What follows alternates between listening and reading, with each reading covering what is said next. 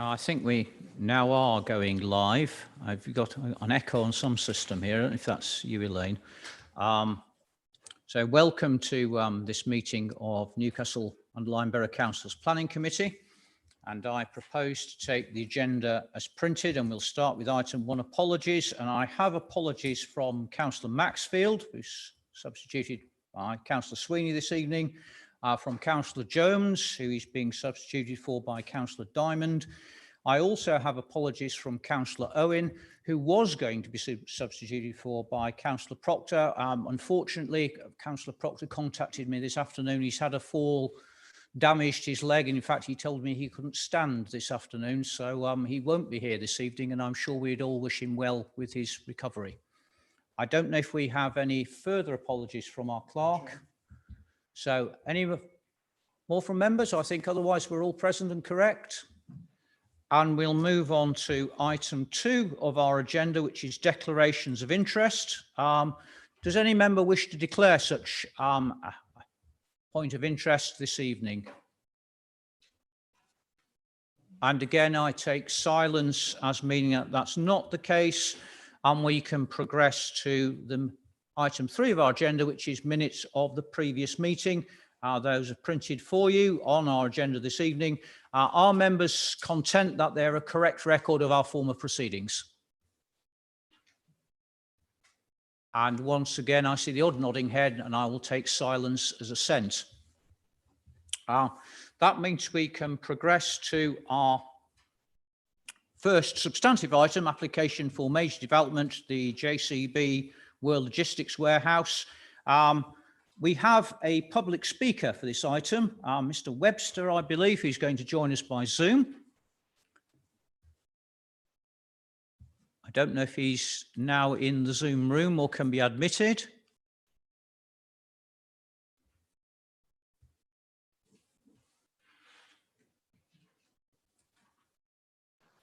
Mr. Webster is in, but is muted with no camera at the moment.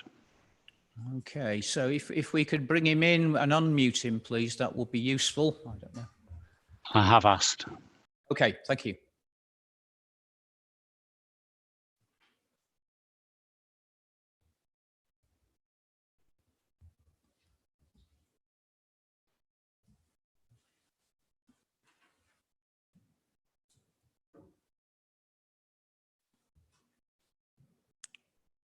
Well, maybe while that problem is being resolved, I could just ask our officer if there's any further information for members on this particular item.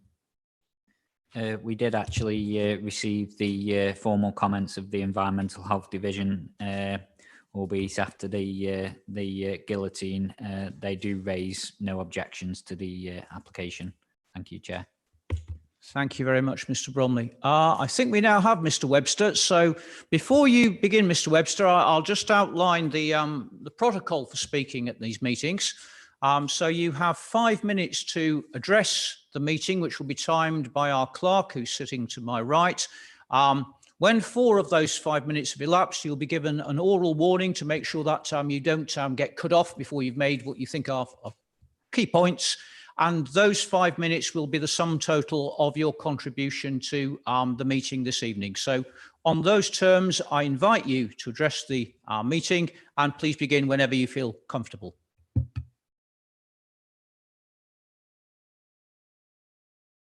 You're muted, Mr. Webster. You're going to have to turn your mic on.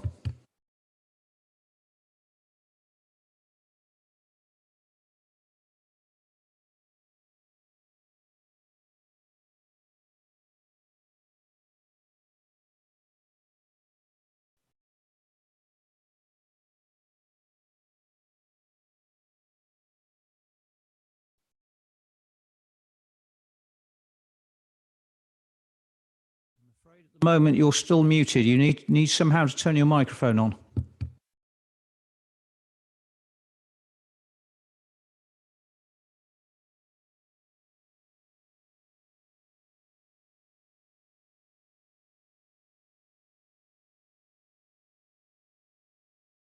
I fear we've lost Mr. Webster. I think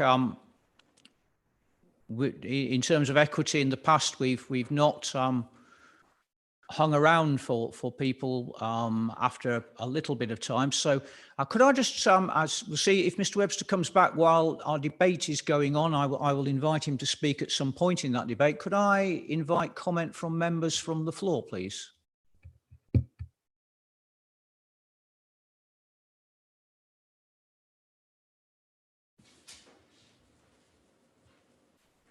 I'm going to have to press you, I'm afraid, Mr. Webster. If you wish to make a representation, you're going to have to do it in the next minute or so. At the moment, you remain muted. I hear what you say, and I'm glad you take the vicissitudes of technology in good humour. I'm sorry that this has broken down in quite the way it has. That said, our committee members, you can see the recommendation in front of you. Once again, I just ask if there is anything that anyone wishes to comment before we proceed to a vote. I see no hands. In that case, could I see those in favour of the recommendation, please? And that passes unanimously, which I think must be some comfort perhaps to our speaker, even if he could not address us. Let us progress to item 5 on our agenda. Again, application for major development land south of Market Drayton Road at Loggerheads. Again, we have a supporter, public speaker, who wishes to address us via Zoom, Mr. Sheldon. Let's see if we have better luck with Mr. Sheldon, if he can be brought into the room, please. I will draw members' attention to the fact there is a supplementary agenda item on this particular application. And let's now see if we have Mr. Sheldon with us.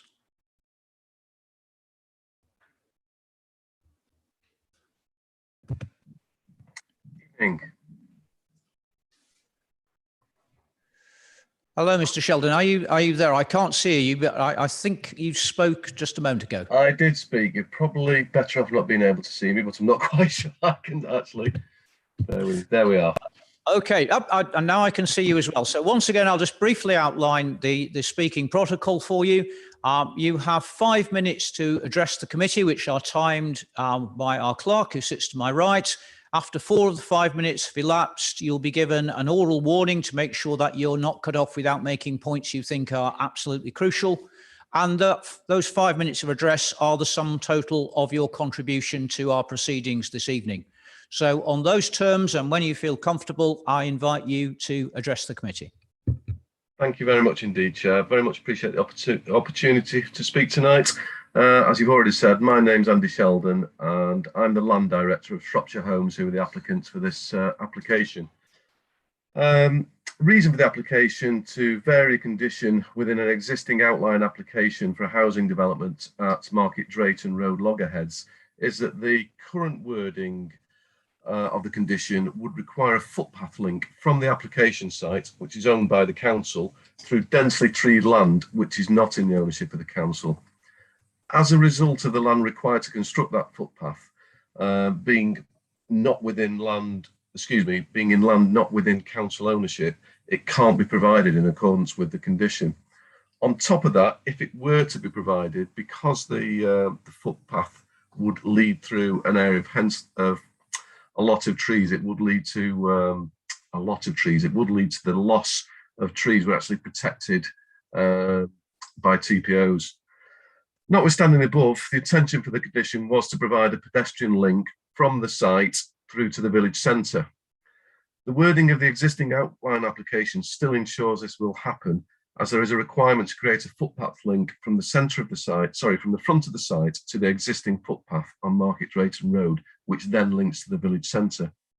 The current application we've submitted for the balance of the site shows footpath links from all corners of the site to the footpath being created to the front of the site. As a result, the amended wording does not remove the requirement for footpath linkages to the village centre, but will allow this council-owned site to come forward for development.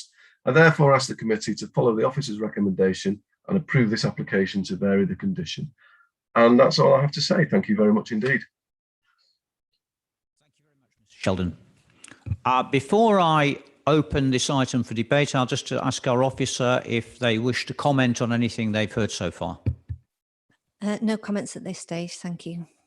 In that case, I open the item for comment from members. Councillor Northcott. Thank you, Mr. Chairman. I'll keep this brief. Having looked at this with some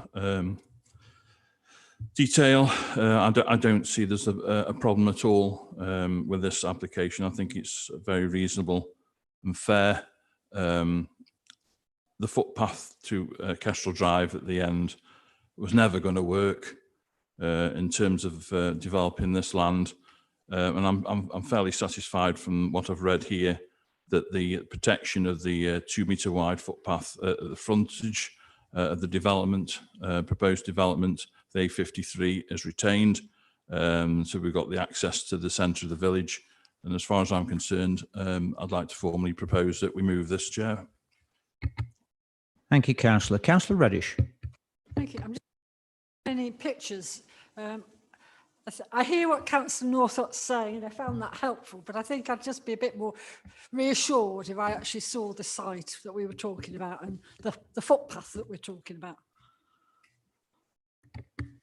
Okay, just let me share. I'll share the indicative master plan. So this was a document, a plan that was submitted and considered when the outline planning permission was granted. So the requirement is to provide a 2 metre footpath from the southwest corner of the site to Kestrel Drive. So that's Kestrel Drive. The site is the coloured up area there, and that's the southwest corner. I think the intention was to require a footpath from the southeast corner. So I think there is an error in the wording of the condition, but the southeast corner, as you will see, well, both the southwest and the southeast corner don't adjoin Kestrel Drive. There is land in between. So the requirement would be to provide a footpath in some way, shape or form from the bottom of the site, the southern boundary of the site, and Kestrel Drive. As was stated, there remains a requirement to provide a 2 metre wide footpath along the site frontage, which would link up with a footpath that ends somewhere part of the way across this site, which is the site which currently is occupied by the fire station, and would join up with the footpath to the end of Kestrel Drive. And I think members will probably be aware that the facilities within the village are just off to the right of the plan, and you can easily access them via that footpath. So that's showing you the relationship of the site to Kestrel Drive. I can show you an aerial photograph which shows you, or which illustrates the point that was made, that this is a densely covered area of land, densely covered with trees. So just bear with me. I will open the aerial photograph and display that also. Here it goes. There we go. So the application site is that edged in red. So the link would have to be somewhere in this densely treed area, this woodland area, to join up with Kestrel Drive. That is in there and swings round to join up to that point. So that land is not within the applicant's ownership or control, or the current owner of the Red Edge site's ownership or control, and will clearly require some careful siting to avoid trees, and it may not be possible to provide the footpath without resulting in the loss of trees. It's on third-party land. It would be difficult to enforce that condition because it's not within the applicant's ability to provide that footpath, and for reasons explained within the report, and as I've pointed out, the absence of such a footpath doesn't make this site less accessible by foot to the services. And this aerial photograph shows the services are in a little better, that they're in that area there. hopefully that provides the information you're Thank you. after. That actually clarifies what I was just a bit concerned about the alternative routes, but you've answered the question, so thank you. Any further comment from members? Councillor Williams. Yeah, doesn't show on the map, but there's two public rights of way that go across this land. One just below the fire station and one farther down. A bit busy road, isn't it? Actually, yeah, sorry. Yeah, just can't think. Yeah, the town I'm talking about. It's a busy road, but there's public footpaths across there. They don't show you on the map, Chair, on that plan. On the Market Drayton Road, that's what was after. There's one just past I'm looking at it now on my phone. Yeah, I've walked them many a time. Just past the fire station on the left-hand side, public rights of way. And then there's one right down past Roney Farm, and there's another one, but there's no footpaths to that, no footways, I should say. Well, this application is just to vary the condition that specifies the requirement of those particular footpaths, and the issue of the public right of way that crosses the site will be a matter for consideration when the reserved matters proposal comes before planning committee, which may be at the next meeting if some of the issues that are ongoing are resolved. But certainly that application's in, and that will be a consideration when that application is presented to you to determine. Thank you, Mr. Chairman.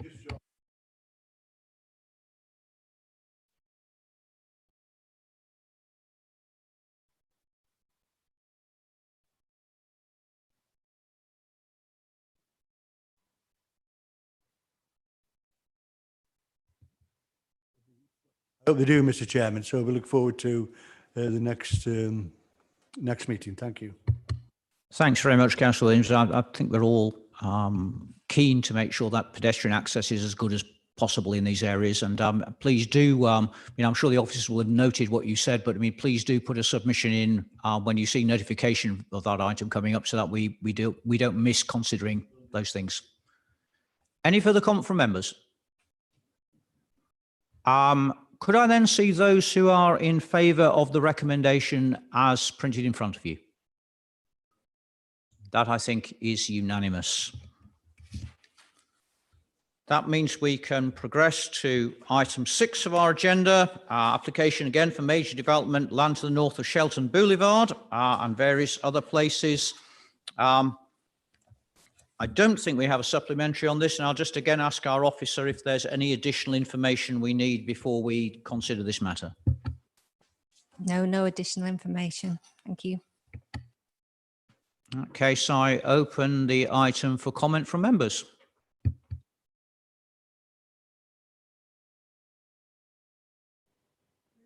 Recommendation. Thank you, Councillor Reddish. I'm more than happy to second that from the chair. Could I see those in favour of the recommendation as printed, please? And again, I think that is unanimous.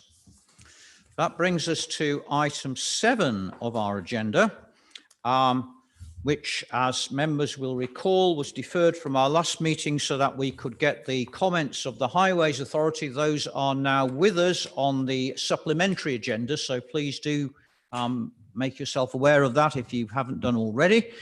We have a public speaker on this, Mr. Potter, who's a supporter of the application. I don't know, I wasn't told whether he was going to address us by Zoom or in person. He's certainly not in the room, so could I ask if he's with us on Zoom? There is a person as an attendee, but they are listed as Ron Laptop. So I don't know whether that's them or not. I have sent a message which they may have seen, which all of the panelists should see as well. But they haven't changed the name. I can admit them and you can ask. I suppose we probably should do that, although the name in front of me is Craig, not Ron. So let's see what happens. I'll admit them now.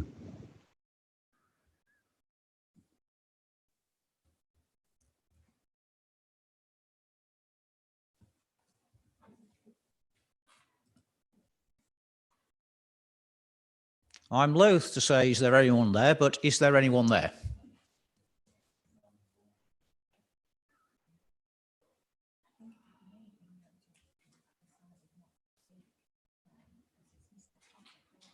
That's what I... It says they're rejoining, but they haven't yet.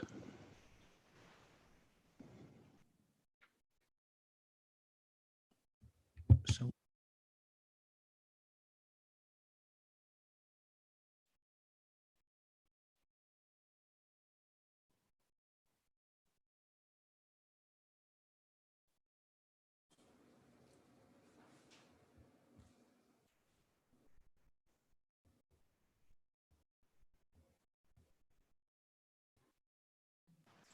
Again, they are in the room, but it's showing as muted. right. Given that the name is not correct, I think we're going to move to simply debate this item. As I say, the name I have in front of me is Mr. Craig Potter, and what I'm hearing is that that there is no firm identification in that respect. So I think at that point we'll simply stick to who's in the room, and we'll look at this from here. So this did produce some debate last time round. Before we go on, could I just ask our officer if there's anything they wish to add to what's in front of us with the main agenda and the supplementary?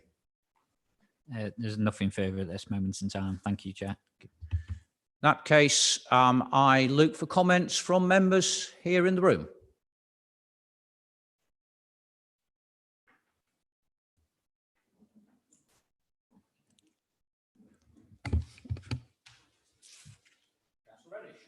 Thank you.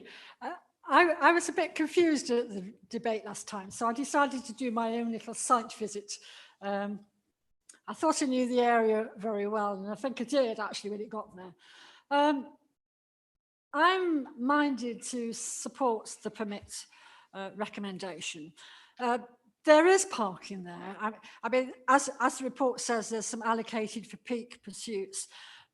But in addition to that, the community centre car park at the back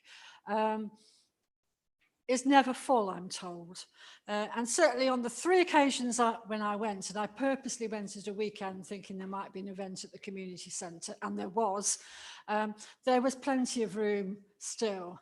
So I don't think we need to be too worried about cars going onto the high street. And for that reason, I would like to support the recommendation for permit. Councillor Moffat. I know the car park, it does get very busy when the community centre is active. Obviously, because of COVID, there's been less activities there. But I do take in mind what Councillor Reddish is saying. And what I would like to see is that this is permitted, but actually relationships between peak pursuits and the community centre are such that there is, if there's a big event happening at the community centre, that peak pursuits would also support having their car parking area used by community centre users. I think that would build really positive relationships in the area, and we all want to see local businesses thrive. So with that proviso of actually being mindful to build relationships, particularly around parking, which is an absolute nightmare issue in my ward, which I'm sure it is in others. It can't be solved by a piecemeal planning application by planning application consideration. I think that we need to involve the highways, the county and the borough to look more deeply at parking issues. But in terms of this application, I would support it, but with that strong recommendation that peak pursuits build positive relationships with the community centre and look at how they manage the car parking situation between them, particularly if there is a big community event happening. Thank you, Chair. Thank you, Councillor. Obviously, that would be a private arrangement. I suspect possibly one or both of the sides are listening in this evening, and I'm sure that we can pass on those comments as a note when we issue the decision notice. So I think you can rest assured that those comments will be passed forward. Any further comment from members? I don't see any, so I'm going to proceed to a vote. Could I see those in favour of the recommendation, please? That again, I think, is unanimous. That brings us to item 8 of our agenda, application for other development, 1 Beresford Crescent. Now, on this item, we have 2 speakers. We have ward member, Councillor Tagg, and we have Mr. Bowie, who is a supporter of the application, who I hope is with Zoom. We're not having a lot of luck with technology this evening, but that's excellent. So the convention of this is that the ward councillor will speak first on the same terms as every other public speaker. So again, I'll just outline those now. I won't do it a second time when I invite our second speaker. So both our speakers will have 5 minutes to address the committee. They'll be timed by the clerk who sits to my right. After 4 minutes have elapsed, an oral warning will be given to make sure that no one is cut off without making the points they think are crucial. And those 5 minutes will be the sum total of their contribution to the debate this evening. Just before I begin, we've seen the agenda report in front of us and indeed the supplementary. I'll just ask our officer if there's any further information we need so that our speakers are cognizant of it before they address us. No, there's nothing further to report at this time. Thank you. Thank you very much, Mrs. Moulton. In that case, I will invite, as per the protocol, Councillor Tagg as ward member to address the committee first. Councillor Tagg.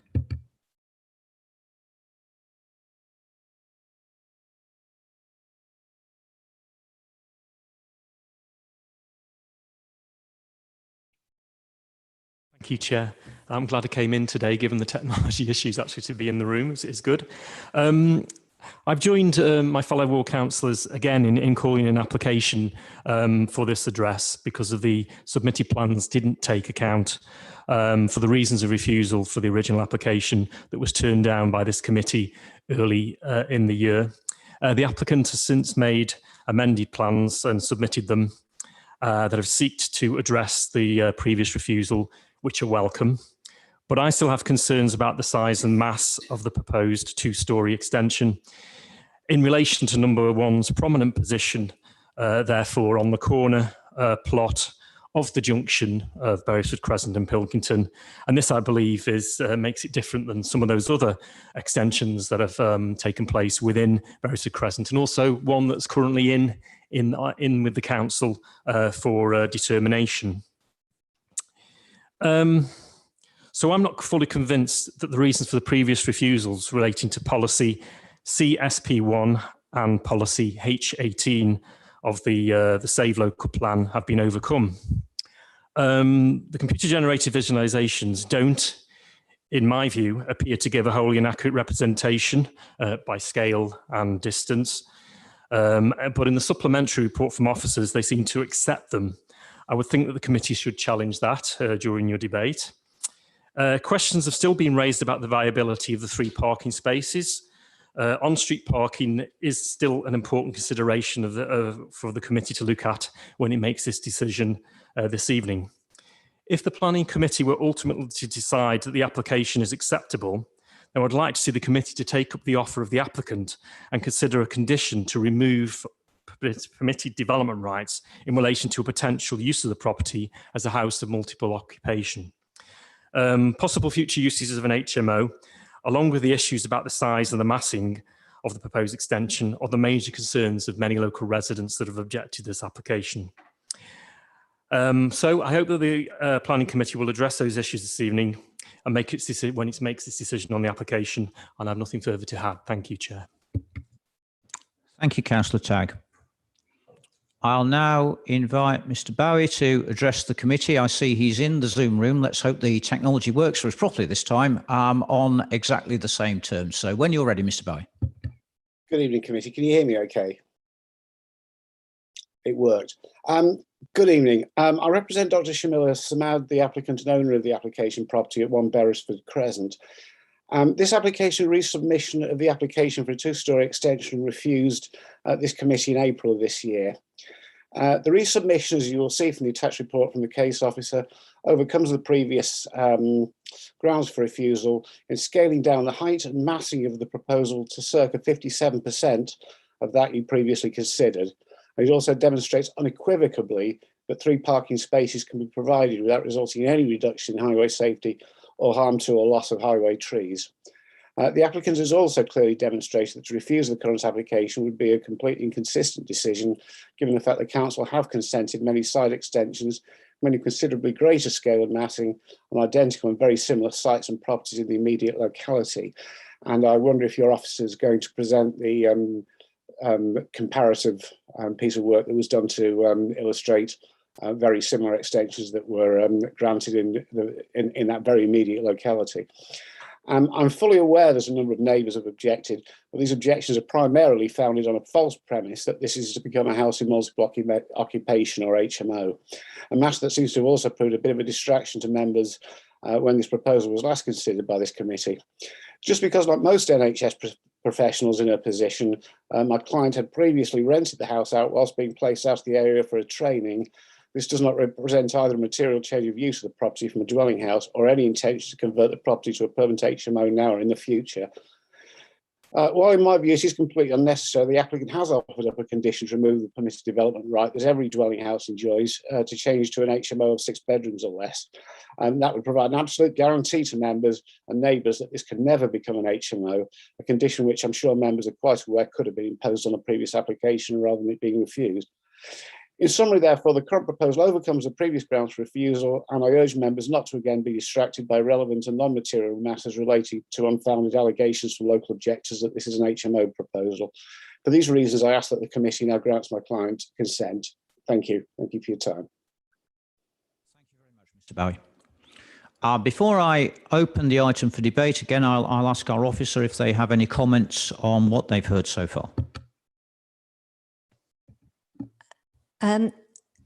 No particular comments. I can show some visuals. I can present the latest plans. I can show you the plans that were refused. I can provide approved plans for the 3 comparator schemes, and there is a plan which overlays one of those schemes on top of the proposal. I can show that, and there are some other visuals that I can present to you that may assist you in reaching a decision. With regard to the removal of permitted development rights to prevent the property from changing to a small HMO, what I would advise is that, yeah, it is correct that there are permitted development rights to do that. You can change between a normal dwelling house, a Class C3 use, and a small HMO, a Class C4 use, which is defined as a use of a dwelling house by not more than 6 residents. So you can go either way from C3 to C4 and back again without the need for planning permission. If members considered that it was appropriate to impose such a condition, you need to be satisfied that it meets the tests for conditions. In this particular case, you need to be satisfied it's both necessary and reasonable, and that without the removal of such permitted development rights, the development would not be acceptable. So as you will note from the report, that's not a condition that is recommended within the recommendations, and it is, well, there's no obvious reasons why it's necessary and reasonable, but members may wish to explore reasons that are not apparent to officers, and comments can be made on that. But I'm happy to display the material if that would What assist. I think we'll do, Mrs. Moulton, I think the most important thing is to show members or remind members of the plans of the application that was rejected, and then the current ones. Having done that, I will then open the item for debate, and members may ask for more material. Okay, right. I will start with the refused scheme. So bear with me.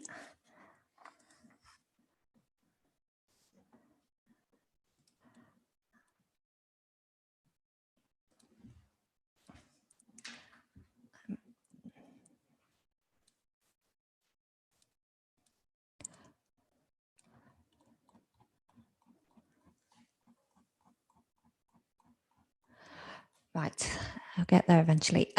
So this is the side extension that was refused. So just to give you some of the dimensions, it was set back from the front elevation by 300 mils. So there was a 300 mils setback, which you can see there. The drop-in ridge between the original dwelling house and the extension was 300 millimeters as well, and the width of the extension was 4.4 meters, 4.04 meters. So I will compare that to the current proposal. So bear with me.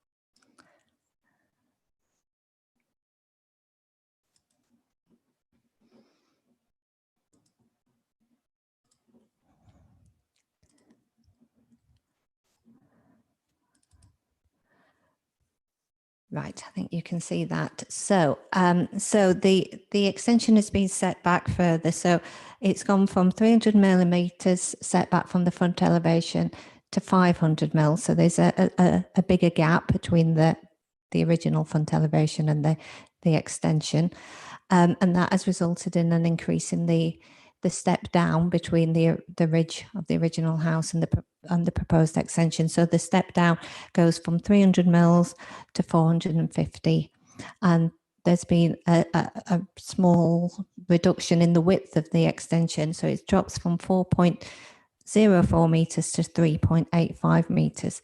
So that does result in a change to the proportions of the openings to brickwork. So there's more window to brickwork. So the windows do sit within that elevation a little better. And overall, it is more subordinate in design than the scheme that was refused earlier in the year. So that's the comparison of one to the other. So this is the scheme that you've been asked to consider and make a decision on tonight. Thank you very much, Mrs. Moulton. I know that Councillor Holland indicated to speak, so I'll take his contribution first and then look for further contributions. Thank you, Chair. Members will remember the initial submission of this application, which came in front of us earlier in the year, refused on 3 grounds. And I'd like to revisit those because it seems to me that the reasonable thing for us to be doing tonight is to compare what's in front of us, what we've just been shown, to what we refused before, and to satisfy ourselves that the objections that were raised, the reasons for that refusal, have all been satisfactorily addressed. We've heard from our officer that the dimensions of the proposed extension have been reduced. I think they've shaved, is it 20 centimetres off the front and 19 centimetres off the side? That is correct, and unless our officer wishes to correct me, I think that's the change. So I'm not entirely convinced that that first reason for refusal in terms of the mass and the size of the extension has been addressed. So I'm minded to say that it is still unacceptably large, the size of it, and I don't believe it is meaningfully more subservient than the previous one on the basis of 20 centimetres, 19 centimetres off the side. The second reason for refusal at the last time we saw this application was unacceptable encroachment into the root protection area of a highways tree. So we were concerned about harm to that mature tree on the highway. I'm not sure about that. I'd be interested in hearing what other members have got to say, but I know that our landscape officer's view is that having had that corner shaved off, having taken a haircut to this extension, it is now slightly further away from that tree, and in our landscape officer's view, that is now acceptable. The third reason we refused it the first time around was because of lack of parking spaces. And off-street parking is something that residents certainly raised with me, and I know with other members when we first considered that previous application. And I've read carefully the representations, the response from Mr. Clark at Staffordshire County Highways, both to this application and to the previous one. In March, he wrote to us and he said, the existing garage has dimensions of 2.4 metres by 5.2 metres. However, the manual for streets asks for 6 metres by 3 metres to accommodate a parked vehicle. So this currently cannot count as a space. Now, when we last looked at this, it was Highways' opinion, and they objected to this last application. It was their opinion that you could get 2 parking spaces in front of the property on the open land on the front garden, but you couldn't, if you wanted to, count that garage as a parking space because it was too small. And that was considered by the Highways officer, in spite of the fact that when we first looked at this application, that garage was marked up as a cycle store.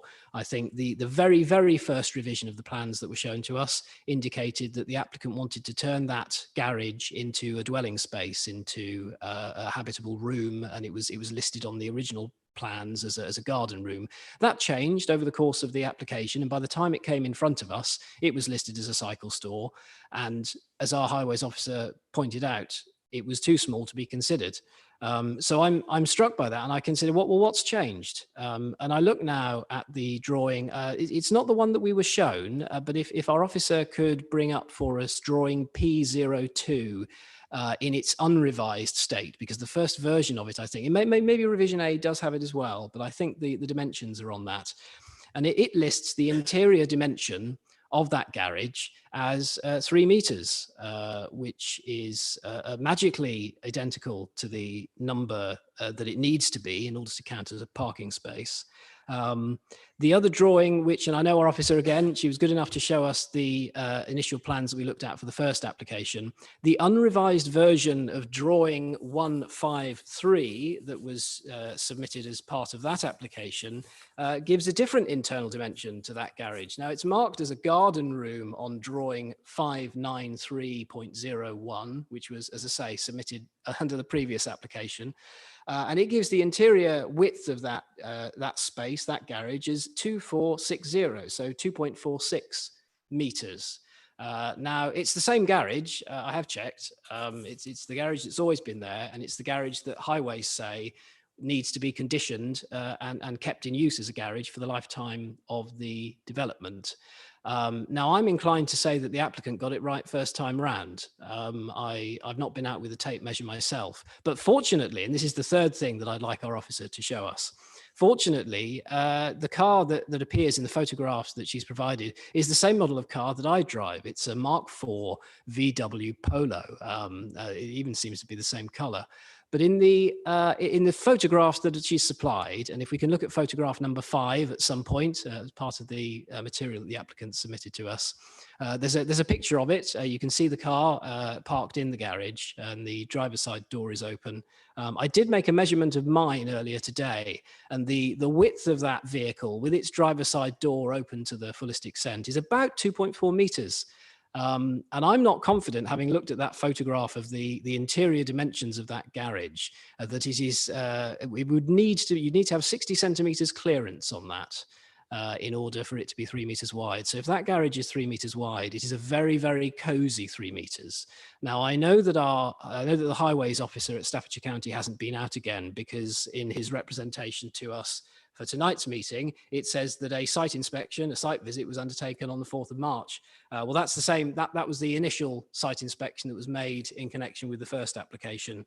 So I'm sure he's not been out with his tape measure either, but the applicant has given us, over the course of this application and the previous one, 2 different measurements for the interior dimensions of that garage. And the reason I go on length about that is because it is material. Highways say you've got to have 3 off-road parking spaces in order for this to be an acceptable development. Highways have accepted at face value the number that appears on drawing P02, which says that it's a 3 meter wide garage.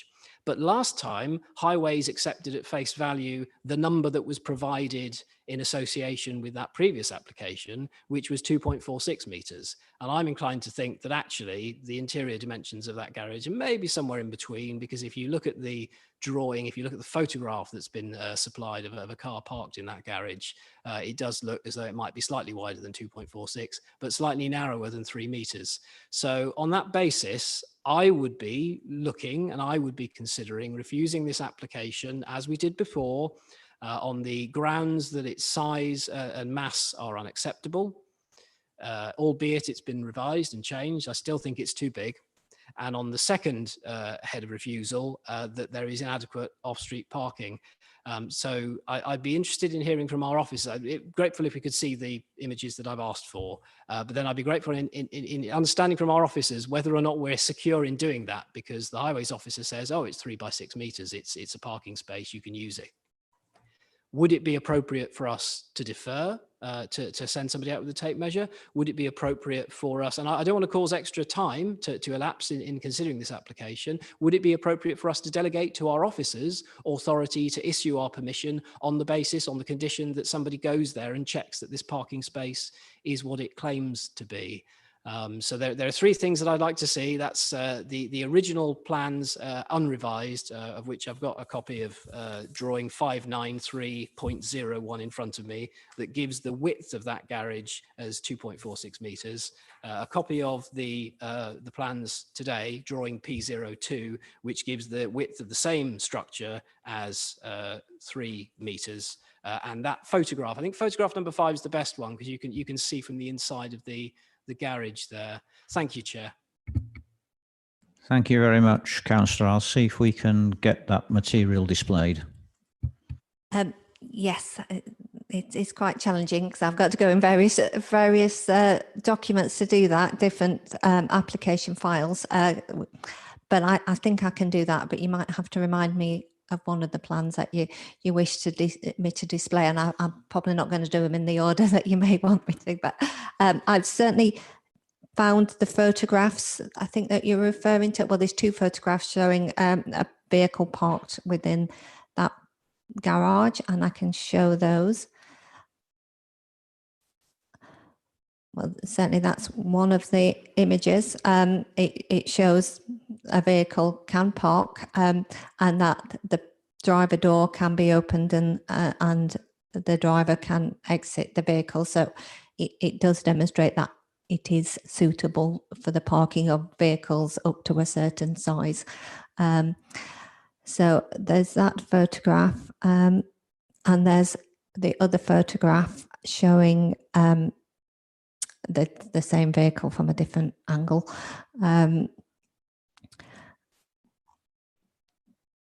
I will pull up plan P02, so just bear with me.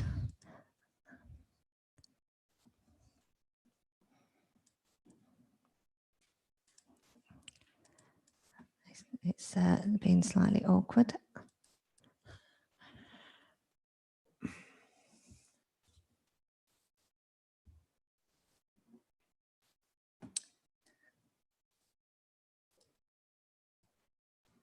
There we go.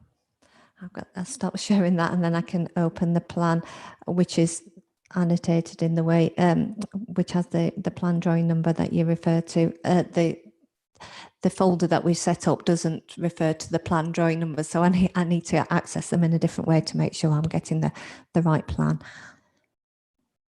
So now it's displaying that on my screen, and I will share it with you all. So this is plan drawing P02, I think you asked for. Yeah. Yeah, so there we go. So that shows the dimensions externally as 3.42, internally as 3 meters. So that's the plan on the current application, and I think you wanted me to open a plan on the previous application. Is that correct? Yes, the drawing that I'm looking for is drawing 593.01. and it will be the original version of that drawing, not the revised one. And I ask for the original, not because anything's changed in terms of the space there over the course of that last application that we refused, but because the first revision, or the original of that drawing, shows the dimensions, and it gives a very different, well, not very different, it gives a significantly different dimension for the interior space there.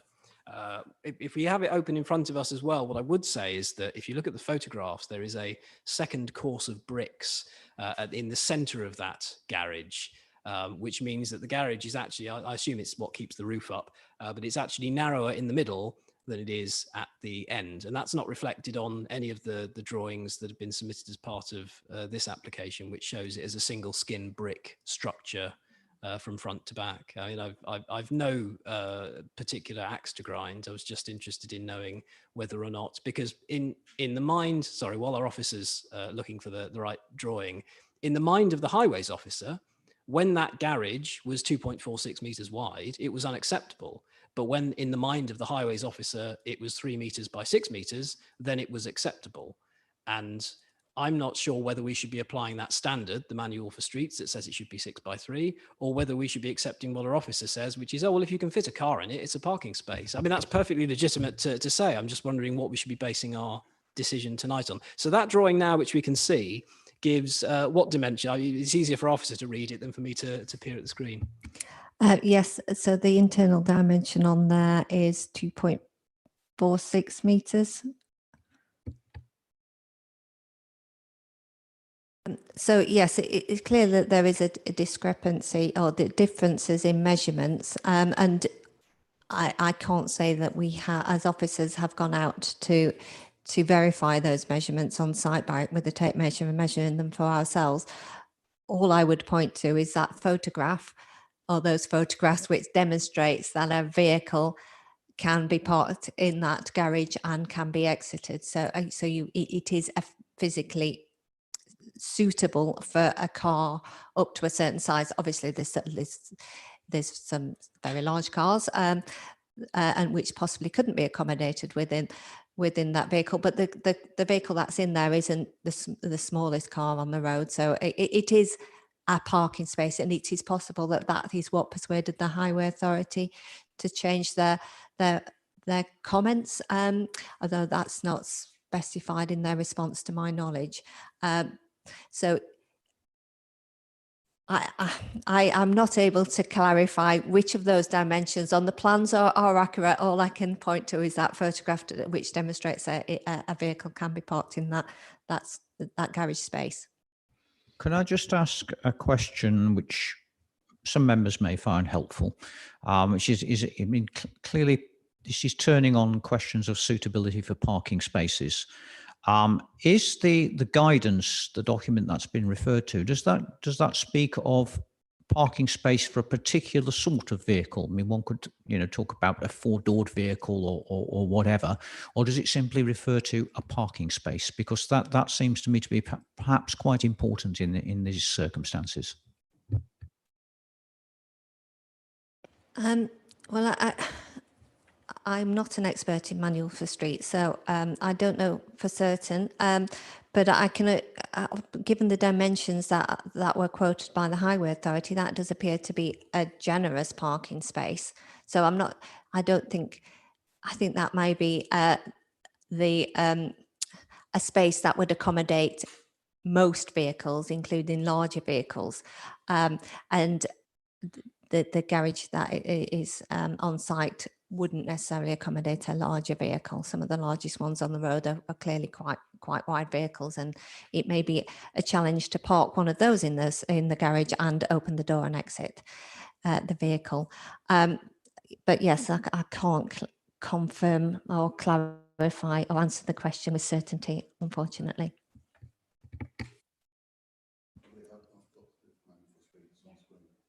I think perhaps if Mr. Fleet has further information. Thank you, Chairman.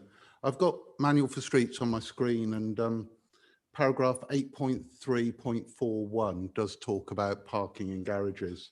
And it does mention in there that parking spaces of a size of 6 by 3 meters for a garage is something that's mentioned. but it is many authorities now recommend a minimum size. So Manual for Streets itself doesn't recommend that. The only recommendation is the old 2.4, 4.8, which is the car parking spaces outside.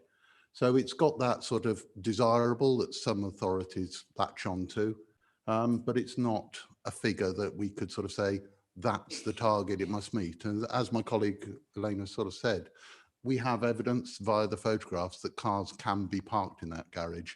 It's not one of those little garages that was designed for a Model T Ford and no modern cars will go on there. It's one of 3 spaces at the property. So if somebody did have some big off-roader large vehicle, there are those other spaces out there. So it has that. And highways themselves in their comments have come back and they have sort of pretty much used the wording that says this complies with Manual for Streets. So they have closed that off. Now, whether there's a difference about the measurements on the plans, what we have before us now is a 3-metre gap shown on the drawings. The engineers at Highways have acknowledged that and have raised no objections.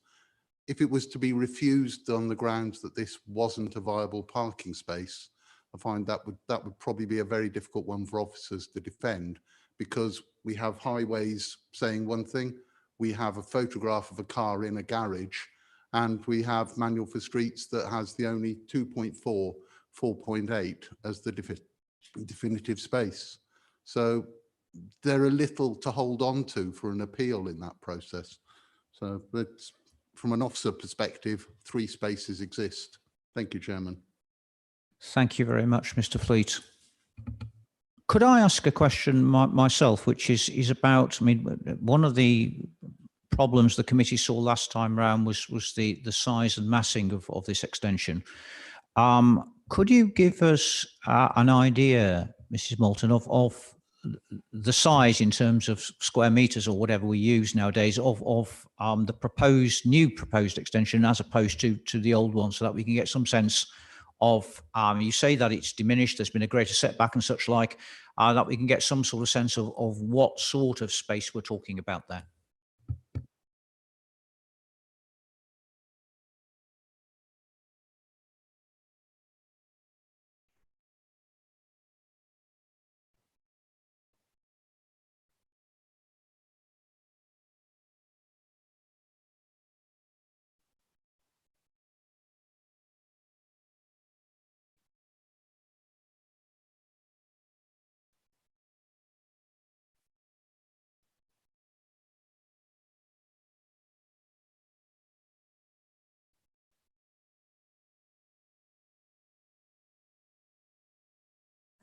This is comparisons that have been provided by the applicant, and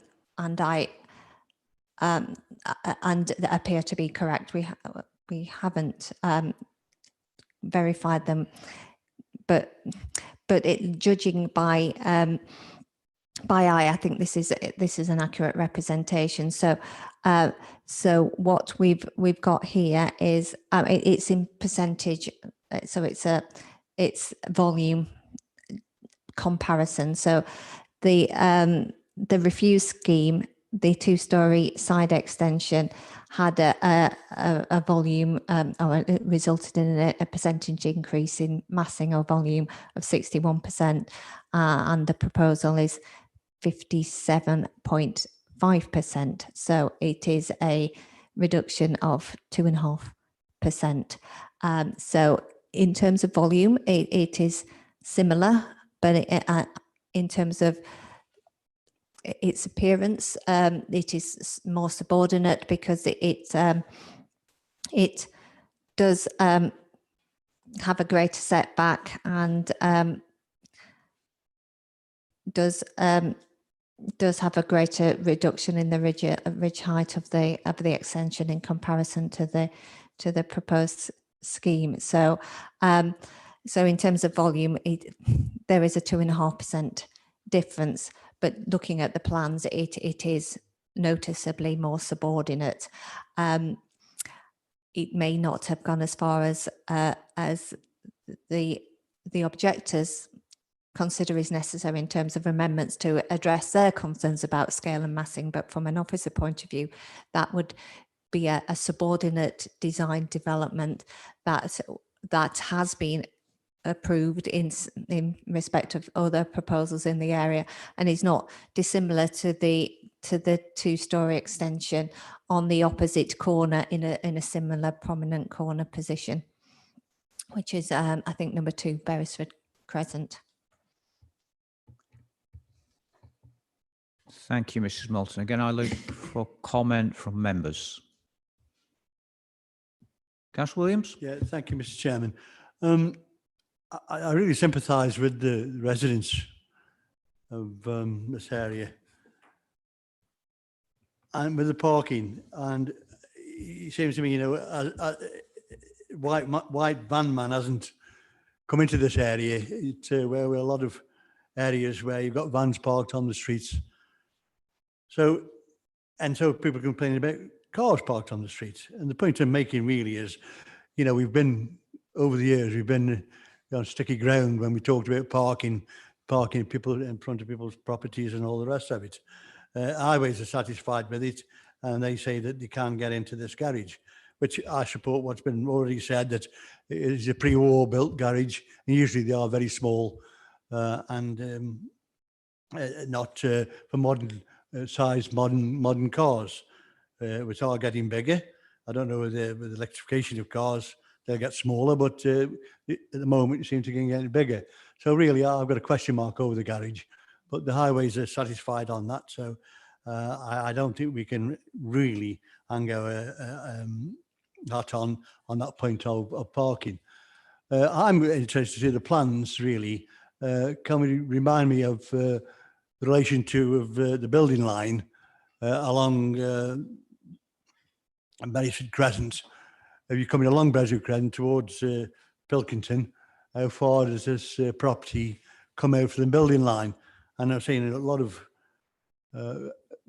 permission's been given, and they mask them by putting trees and all the rest of it.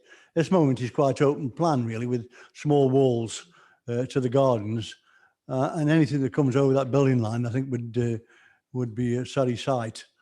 So if I could see the plans for that, please, Mr. Chairman. Yes, I'll ask our office to produce the plans, Councillor.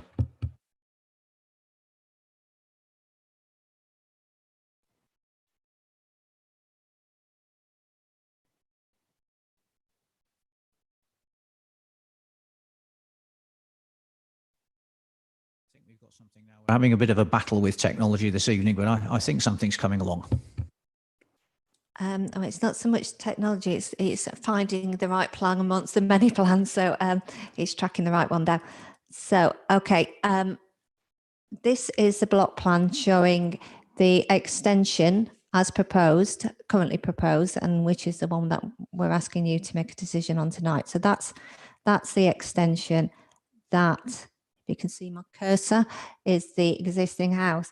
And as you can see, when you run a line from the front of that property, the extension doesn't extend forward of that line, which differs slightly from the opposite corner number 2, which projects beyond that line. So so it is in line with that, or it doesn't project if I may, Mrs. Moulton, because I suspect people will be listening to this as well, if you could just explain what the blue line is to make sure that everybody's absolutely clear.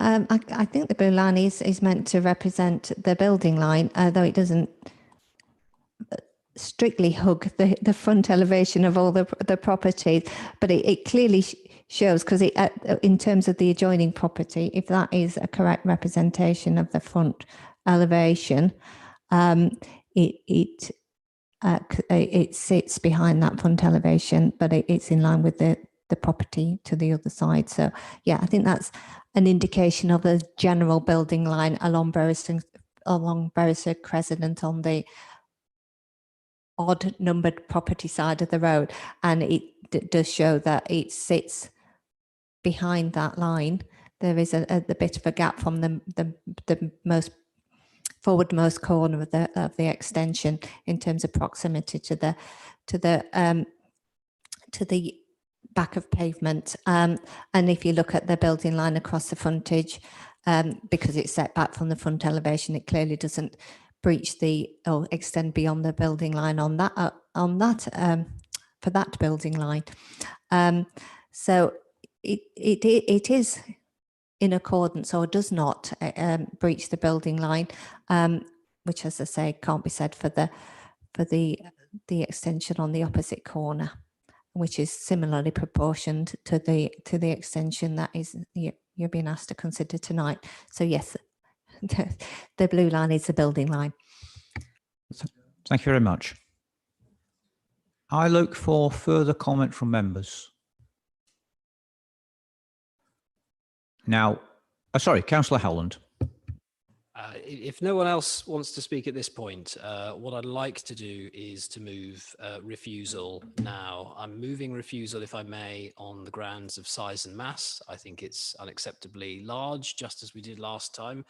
So we've seen, members have had an opportunity to review what is different about it. We've heard that it is 2.5% smaller than the one that we refused last time.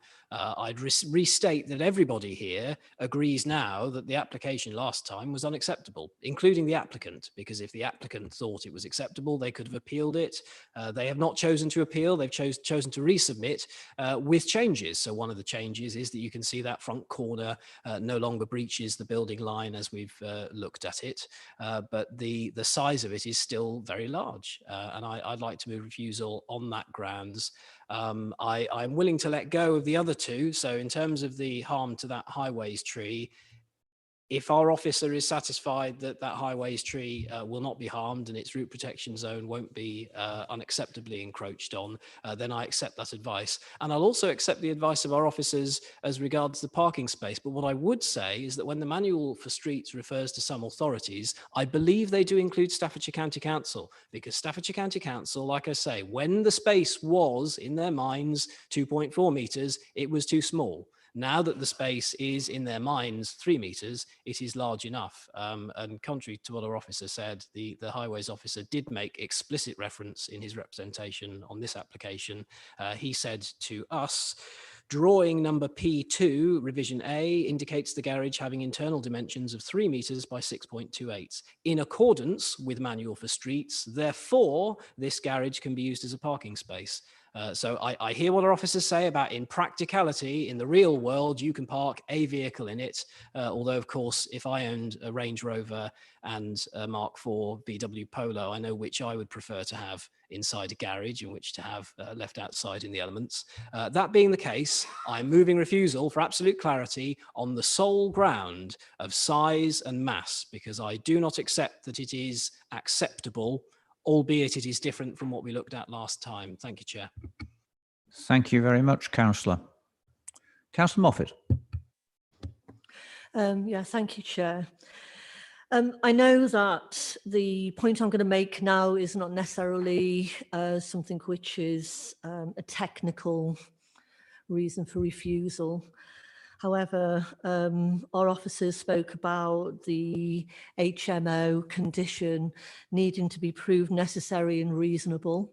I know that none of the other councillors have mentioned this, but I'm very much aware that one of the great concerns of local people living close to where the extension is planned, they have consistently said to me that the big concern is that this will be an HMO. I think that we have a responsibility as lay people who represent ordinary members of our community, i.e. being councillors, that we need to take those concerns seriously. I think that reassuring local people is necessary and reasonable. And I'm going to refer back to Councillor Tagg's presentation. Seems a long time ago now, but he did say that if this was to be permitted, that he would look forward to us as a planning committee putting that condition on, that to refuse future uses an HMO, as the applicant has indicated that they would be willing to do. I'm not sure of what the threshold of necessary and reasonable has to be, but the number of local people who have contacted me directly and other councillors expressing those concerns, I think we, as a planning committee, would need to reassure them that would be reasonable, and I think it's necessary to reassure them. Thank you, Councillor. There's a procedural point here. In a moment, I'll look for a seconder for Councillor Holland's proposal. If we find one, we will take a vote on that. That still means we have to take a vote on the next step forward.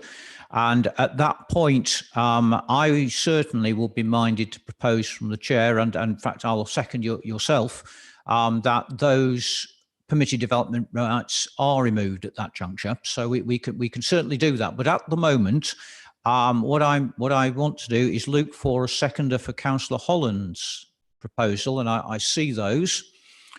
So what we have in front of us, and we'll take this vote first, because obviously if we get a vote for refusal, our proceedings are finished, so to speak, is that, and again, I look to Councillor Holland just to make sure we're absolutely clear that this is on the grounds that the size and mass of the proposed extension are too great. Am I correct in saying that, Councillor? I think I saw seconder both from Councillor Moffat and Councillor Northcott. They can fight later on if they wish to do, to see who wishes to be the formal seconder, but we have a seconder. So could I see, please, those in favour of refusal upon that sole ground?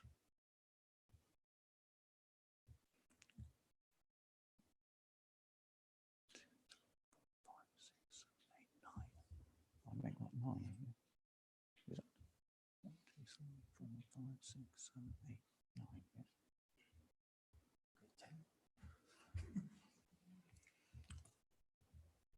And could I see those against, please? I think that is carried at least overwhelmingly, perhaps unanimously. So that item is refused on the ground as stated.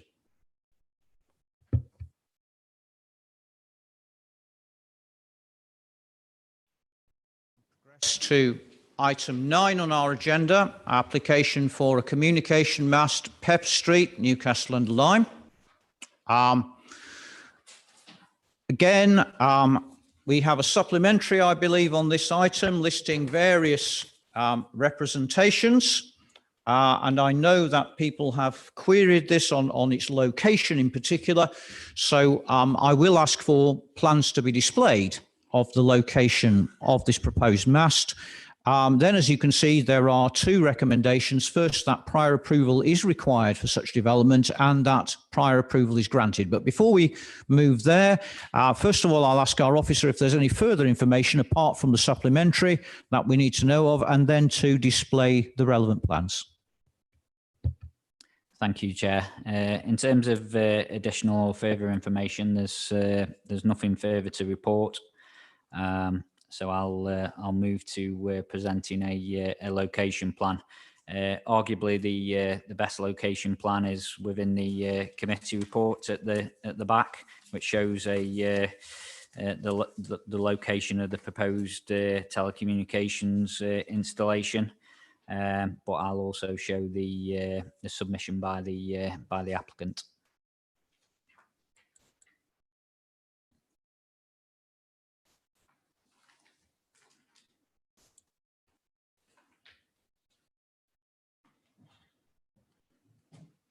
So members will see on the screen the site location plan that was submitted with the prior approval application. The red box illustrates the location of the proposed installation. I'm happy to show the other plans and information that was submitted if that's requested, but the plan on the screen shows the location of the installation within the highway verge off Pepper Street. Thank you. Could I just also ask Mr. Bromley about what this mast will actually look like? My understanding is it's a monopole, presumably with attendant cabinets at street level. Is that correct? Yes, that is correct, and we do have those images available if you consider it necessary. Again, I think it may be helpful given the public interest in the development.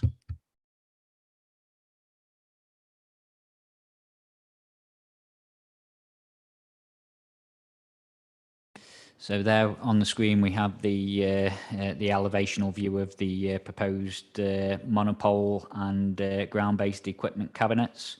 The absolute height of the monopole to the very top is 20 meters, and as is illustrated on the elevation plan, it does benefit from a backdrop of trees.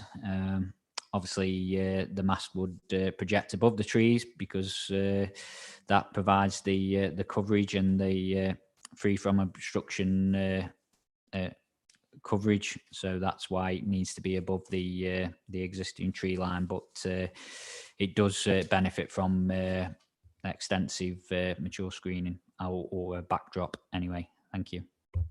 Thank you very much. I invite comment from members. Councillor Northcott, then Councillor Williams. Thank you, Mr. Chairman. We are where we are in terms of technology now. We've grown up with this sort of technology. We've accepted the telecommunication poles have to exist. We're all looking forward to the benefits of 5G. And in the absence of any other technology that supersedes this and is a very clear improvement where masts of this nature aren't required, I don't see any problem with this. They're out there in the rural area, see them quite regularly where they're not so masked by so many trees. Clearly there's a need for this in a modern society, and I see no reasons to oppose this, that we can oppose this, being that we give and grant permissions for other similar poles throughout the borough and the county. So I've got no hesitation in putting this proposal forward. Thank you. Thank you very much, Councillor. Councillor Williams. Thank you, Mr. Chairman. Just looking at the map that was supplied in our agenda, it looks like it's in between the road and the footway. And yet there's land behind the footway leading to the old railway line, the embankment. It seems, if they put it farther back towards the trees, and that would have left the footway free. Am I right in saying that? And also, can I just bring up it's an old potato, Mr. Chairman. Somebody whispered to me in another mass, what the colouring of the masts. We went through this a few years ago, and what is the right colour? It should be green or battleship grey with a cream top. So it saves a little bit, but I have had inquiries about the colours of certain masts that have gone up recently. Thank you. Thank you very much, Councillor. I don't know if our officer can answer those questions, but my guess is that its location may well be to do with cabling and servicing of the structure underneath the ground. Yes, that will be a large factor that has dictated the exact location of the monopole and equipment cabinets within the verge. I think in this instance, the highway verge is quite large, and there's obviously a footpath there as well. So I think they've just decided that to stay clear of those services underground, they've put it that side of the highway footpath. Services running underneath the other side of the footpath. I can't categorically say whether that's the case, but that is the most logical explanation for that. Comments on proposed colour, Mr. Bromley?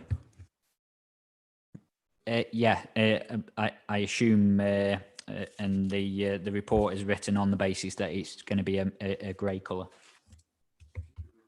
Yeah.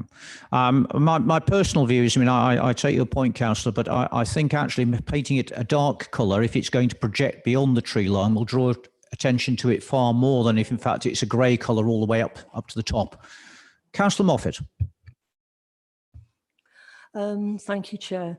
I'm aware that there is a concern, a growing concern locally, the residents who live close to Pepper Street, and also a member of the parish council came down to the planning committee before and passed us the parish council's point of view, which they object to the proposed telecoms mast on a number of issues, particularly on the siting of the mast.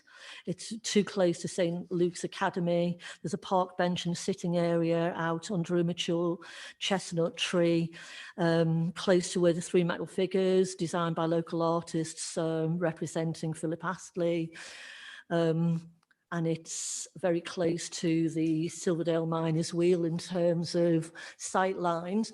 I think this is a prime example of not including the local community in looking at where such assets may be. I completely understand that there may well be need for a communications mast, which would benefit the community, but just making random decisions about where it's placed without properly consulting with the local community means that we're not doing our job really in terms of the people who are the most directly affected.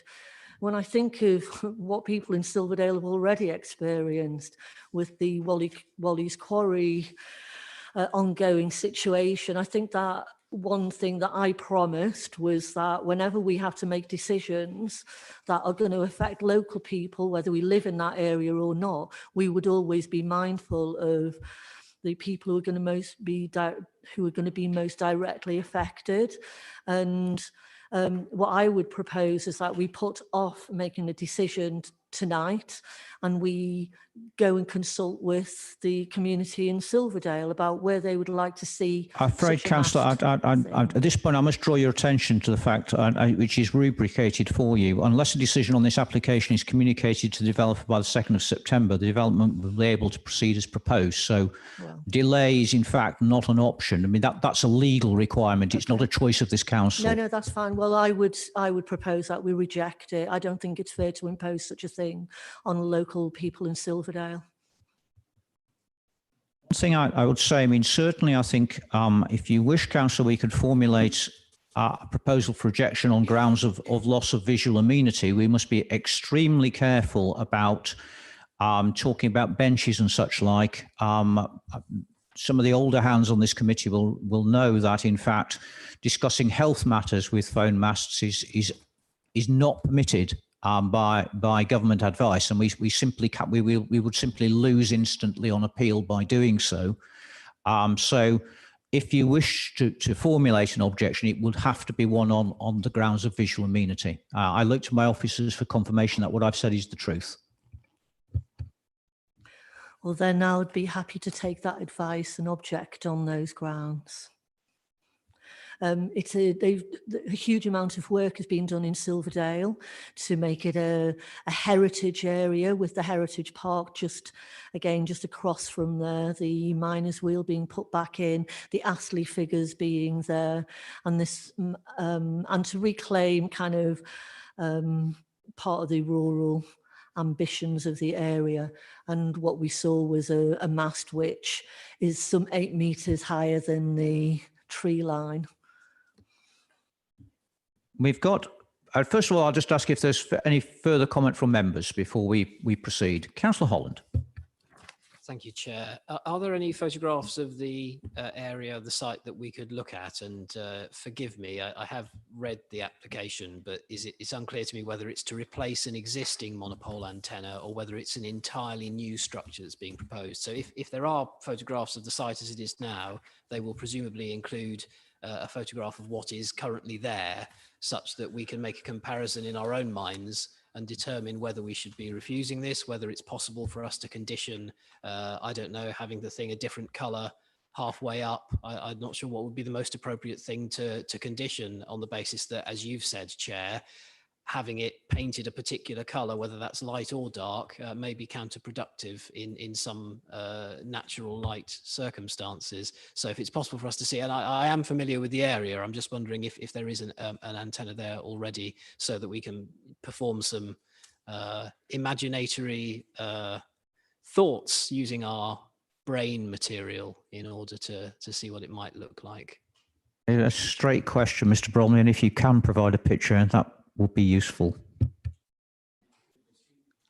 Yes, the installation is for a completely new mast, so there's no mast there currently, and I have got photos that I can share. So I'll endeavour to do that now.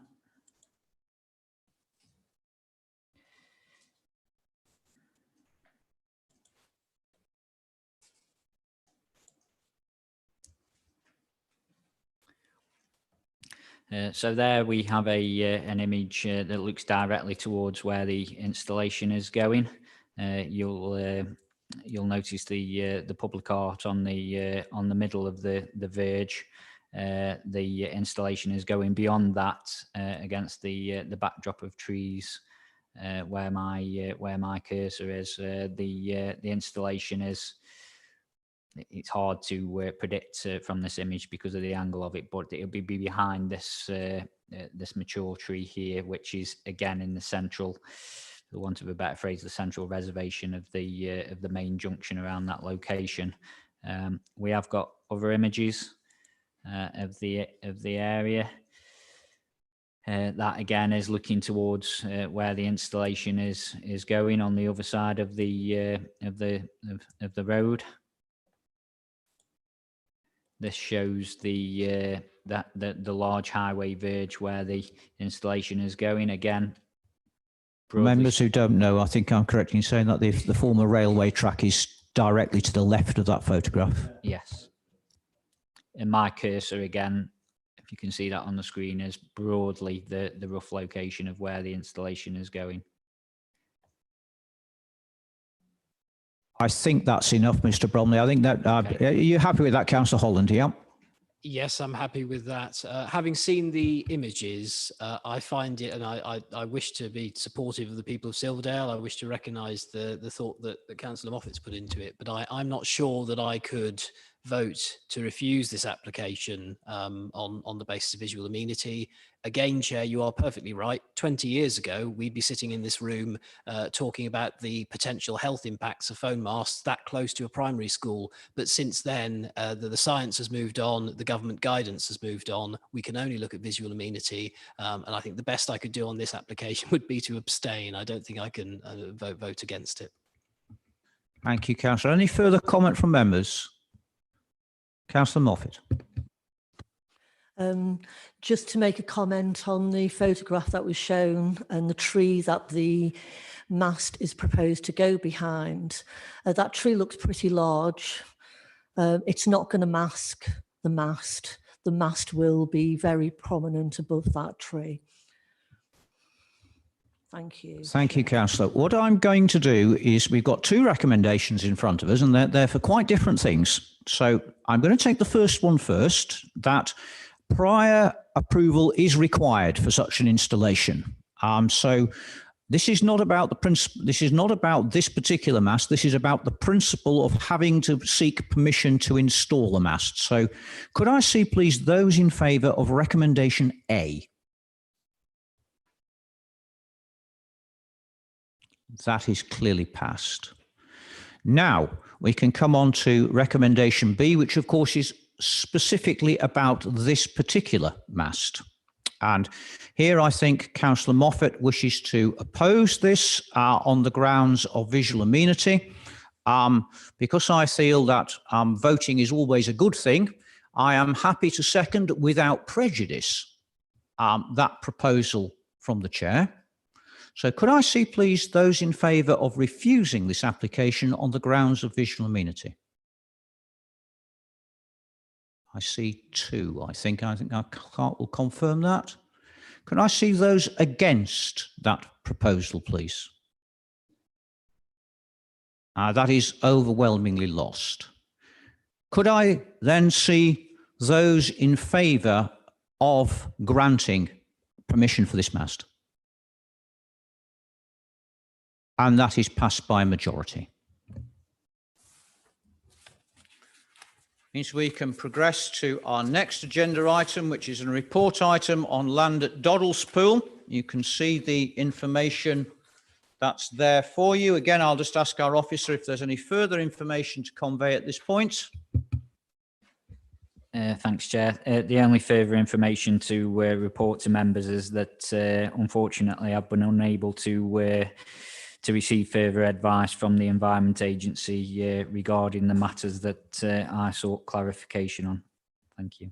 Thank you very much, Mr. Bromley. I'm sure that all members of this committee will note the speed with which the Environmental Agency operates. If there are members content to receive that information? Well, content might not be the right word, but nonetheless, you know what I mean. Can we progress to item 11 then, which is an update on the breach of a planning obligation? Again, you see the report in front of you. I'll just ask our officer if there's any further information to report at this juncture. If I may, Chairman, it's just to say that, yes, we're in communication with our solicitors.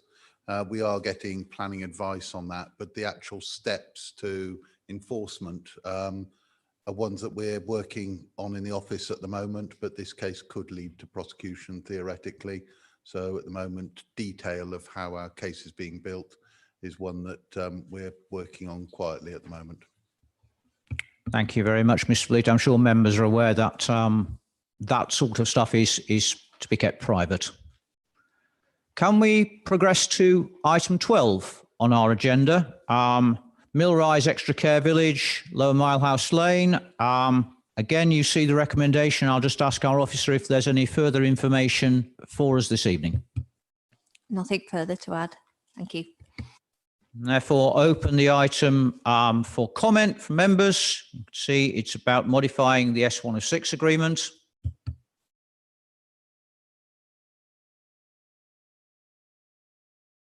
Are members content with that? Councillor Northcott.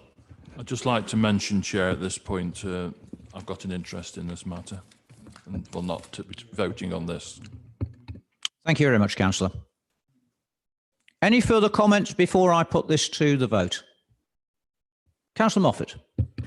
I'm really sorry to be ignorant on this, but could the officers please explain what is being proposed, what the changes would actually mean?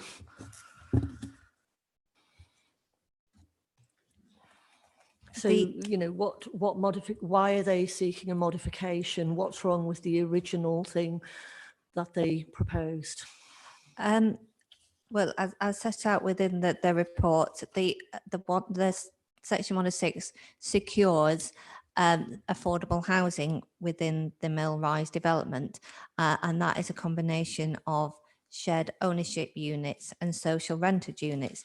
The requirement, or what they're seeking to vary, is to make it more flexible so that they can purchase, or this is Aspire, purchase some of the shared ownership units and make them available as social rented units, because there has been issues with the disposal of shared ownership units, which are partially owned and partially leased. People have been unable to dispose of those, so they've remained vacant, and obviously a financial burden upon the owners, which appear to have been people who have inherited the properties following the loss of family members who have been occupying it. So the proposal doesn't in fact result in the loss of any affordable housing units. It just changes the proportions between the numbers of shared ownership units and those that are socially rented. So that's why the recommendation is to accept that variation. Okay. Thank you very much for that explanation. I think it's really important for people listening as well to understand what the decision is we'll be making tonight. Thank you, Councillor. Councillor Williams.